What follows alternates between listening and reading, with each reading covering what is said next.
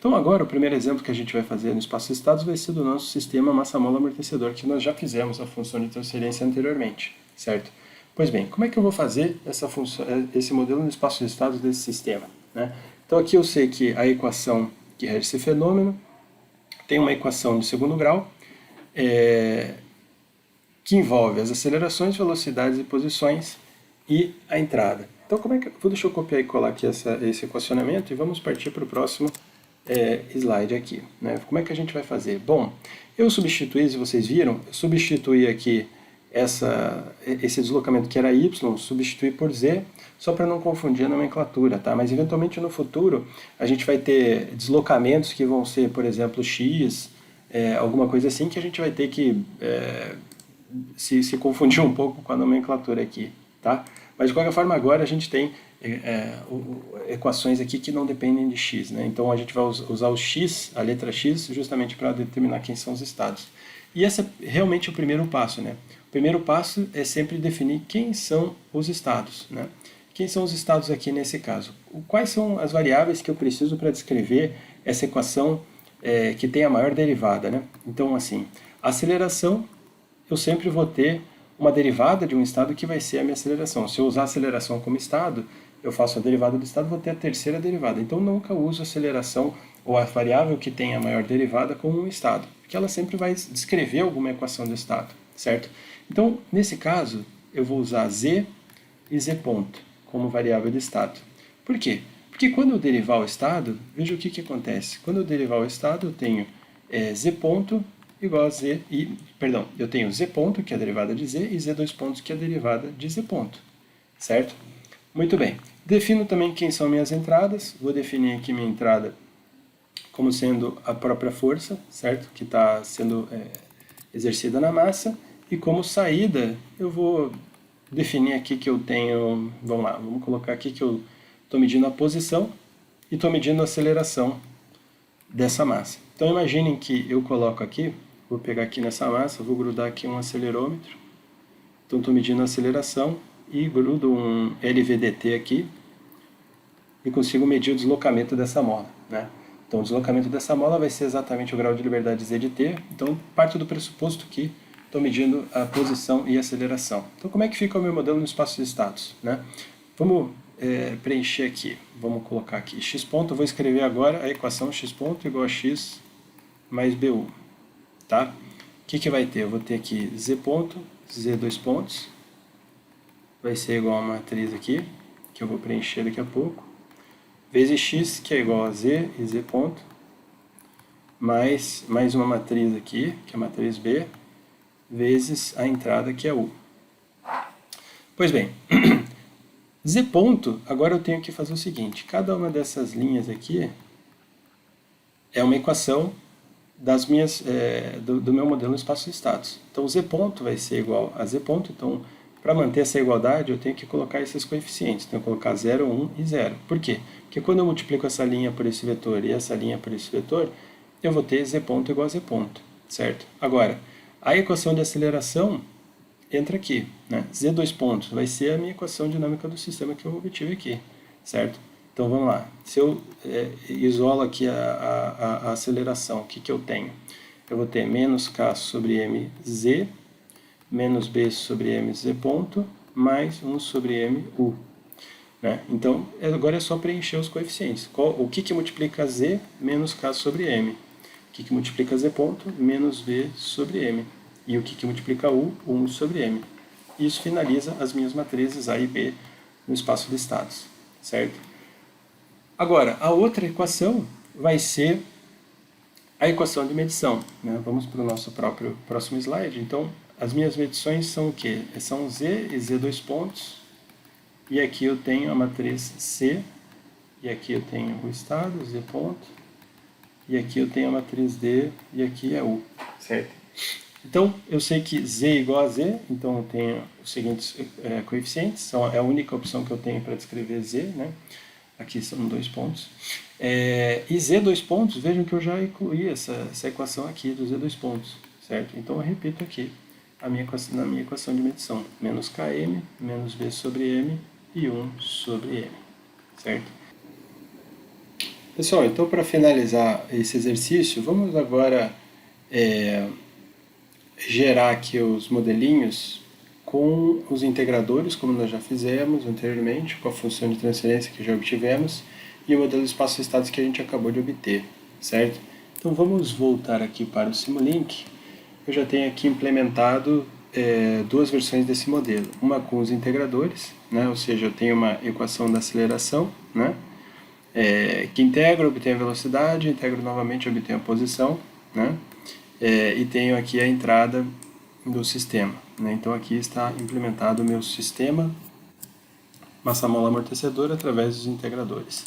Tenho também aqui a função de transferência e agora eu vou adicionar um bloco chamado state space, que é o seguinte: o state space ele implementa o modelo em espaço-estados. Então vejam que já tem a equaçãozinha aqui x ponto igual a x mais bu e y igual a cx mais du, né?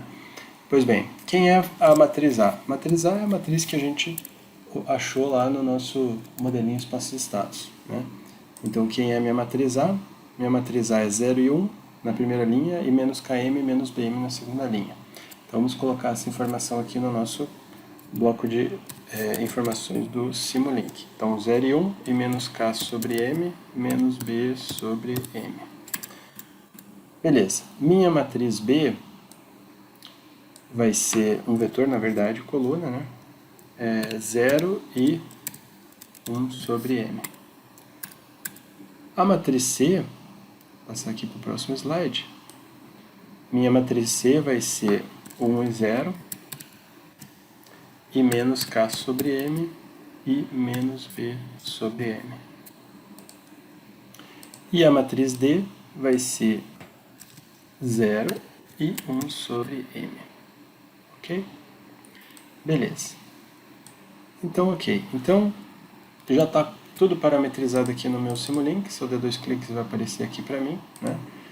Agora, se eu usar a mesma entrada e o mesmo modelo, o resultado tem que ser idêntico, correto? Pois bem, acontece que aqui tem uma diferencinha aqui, que na verdade a nossa saída tem dois valores, certo? Tem o valor da posição e tem o valor também da aceleração. Lembra-se que a gente definiu como saída? Vamos ver aqui. No nosso vetor de saídas, a gente tem como definição a posição e a aceleração, certo? Então, beleza. Então, para comparar a posição, a gente pode comparar diretamente aqui, que é o y, né? Na verdade é o z que nós estamos adotando aqui, um pouco confusa a anotação, mas espero que vocês entendam. O que eu posso usar para separar esse vetor, né? Então, o sinal que sair aqui, né, vai ser um vetor, e a gente pode usar um demux para obter os dois sinais que são da aceleração, que são do nosso vetor de saída. O primeiro vai ser o y, vamos chamar de y, state space, certo? E vou chamar aqui a outra saída, como é a aceleração, vou colocar ypp state space, né? Então, esse y state space eu posso comparar com as outras saídas, né? E posso comparar com a aceleração. Onde é que a aceleração é calculada, né? Eu calculo a aceleração aqui. Então, eu vou nos blocos dos integradores. Vou colocar mais um output aqui, certo? E vou colocar aqui ypp como uma saída desses meus blocos aqui também, tá? Então, assim eu consigo comparar o cálculo das acelerações também. Se eu entrar aqui nesse bus, usar dois sinais aqui, vou colocar a aceleração que eu calculei com os integradores e a aceleração que eu calculo aqui na saída do meu modelo espaço-estados, tá? Aí eu posso usar aqui mais uma entrada aqui no meu scope e assim fazer todos os plots dos gráficos aqui que eu preciso. Então, se eu abrir aqui o scope, vou usar aqui agora um layout com 3 gráficos, né, um para cada sinal que eu incluo, e vou dar um play. Muito bem. Então aqui, claro, eu ainda não configurei a simulação, né? Devo configurar aqui a simulação, vamos fazer isso aqui no Modeling. Opa. Configurando aqui a simulação. colocar passo fixo e